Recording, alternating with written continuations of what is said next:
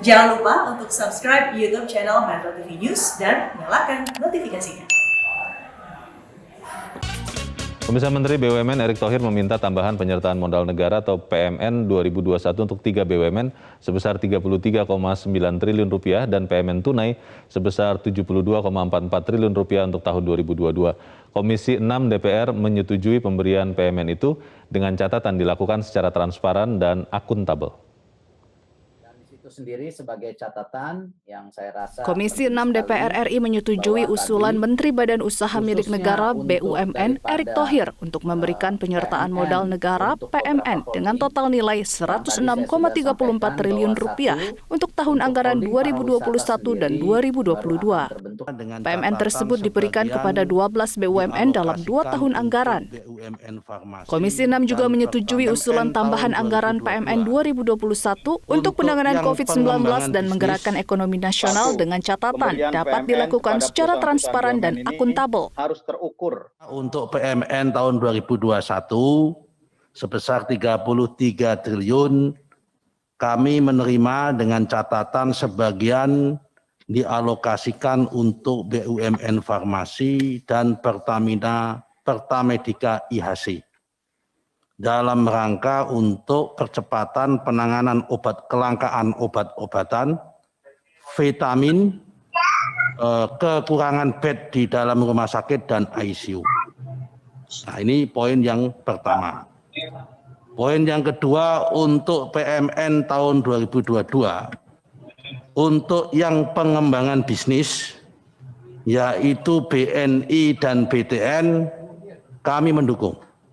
Dan saya kemarin mengkritisi masalah ini, tetapi setelah mendapatkan penjelasan dari direksinya, justru ini konsep PMN yang paling benar.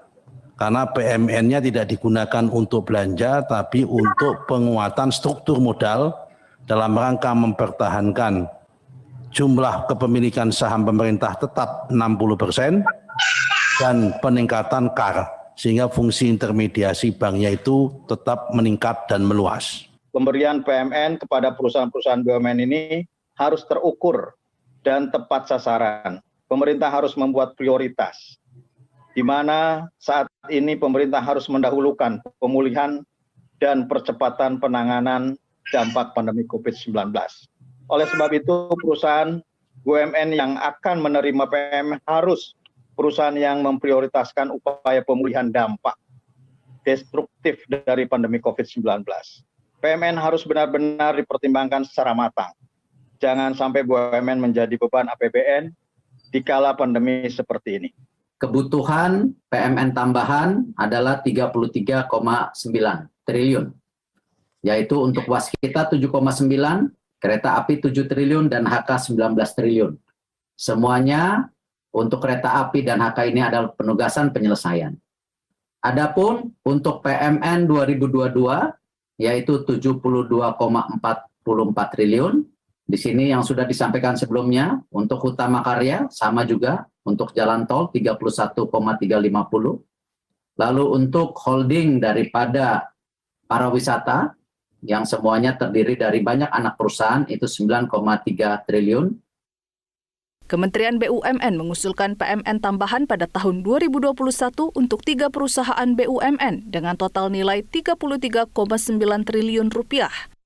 Yakni untuk Waskita Karya sebesar 7,9 triliun rupiah, Kereta Api Indonesia 7 triliun rupiah, dan Hutama Karya sebesar 19 triliun rupiah. Dan untuk tahun 2022 mendatang, ketiga BUMN ini juga akan kembali mendapat suntikan modal dari pemerintah. Hutama Karya akan memperoleh 31,35 triliun, Waskita Karya 3 triliun rupiah, dan Kereta Api Indonesia juga akan kembali mengantongi suntikan modal negara sebesar 4,1 triliun rupiah. Selain itu, BUMN pariwisata akan memperoleh suntikan modal sebesar 9,31 triliun. 2 bank BUMN, Bank Negara Indonesia dan Bank Tabungan Negara, masing-masing 7 dan 2 triliun rupiah. Sementara PLN, Adikarya, dan Perumnas masing-masing memperoleh suntikan modal negara sebesar 8,23 dan 2 triliun rupiah. Dari Jakarta, Tim Liputan Metro TV. Persetujuan PMN kepada BUMN untuk tahun anggaran 2021 dan 2022 mendapat respons beragam. Pengamat BUMN Toto Pranoto menilai penyertaan modal negara merupakan bagian dari strategi pemulihan ekonomi untuk BUMN yang terdampak pandemi, sehingga dapat pulih dengan cepat ketika kondisi pandemi COVID-19 mulai membaik.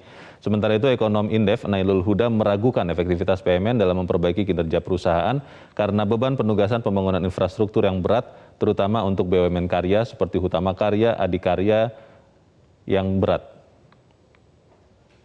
Tentu juga punya tujuan maksud ya, kenapa mereka memberikan PMN itu ya.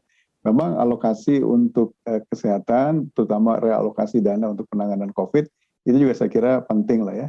Tapi dari beberapa sektor yang kemudian juga diberikan PMN ini, saya mencatat bahwa mereka juga membutuhkan lah, saya kira itu sebagai prioritas begitu ya.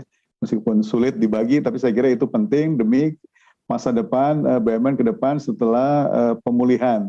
Yang harus kita tunggu apakah memang efektif dana PEN yang sudah digelontorkan pemerintah untuk BUMN. Kalau semuanya dana PEN yang digelontorkan BUMN ini tidak bisa, istilahnya tidak bisa untuk menyehatkan kembali BUMN, ya kita patut pertanyakan ada yang salah dengan penyaluran PMN ataupun dana PEN bagi BUMN.